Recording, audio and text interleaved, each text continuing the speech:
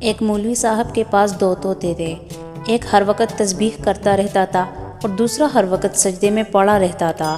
ان کے ہمسائے کے پاس ایک طوطی ہوتی تھی جو بہت شرارتی تھی اور سب کو تنگ کرتی تھی، اور وہ آدمی اس سے بہت پریشان رہتا تھا۔ ایک دن اس آدمی نے مولوی صاحب کے پاس جا کر اپنی پریشانی بتائی تو مولوی صاحب کہنے لگے کہ ایسا کرو کہ کچھ دنوں کے لیے اپنی طوطی کو میرے طوطوں کے پاس بھیج دو، شاید سدھر جائے۔ اس آدمی نے ایسا ہی کیا۔ جب اس طوطی کو طوطوں کے پنجرے میں چھوڑا گیا، تسبیح کرنے والا طوطا تسبیح چھوڑ کر سجدے والے طوطے سے بولا، اٹھ مٹھو اٹھ، دعا قبول ہو گیا نے۔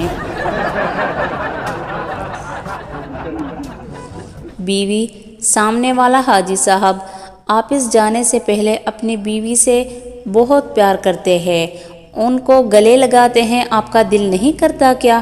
شوہر: دل تو میرا بھی بہت کرتا ہے، پر حاجی صاحب سے ڈر لگتا ہے۔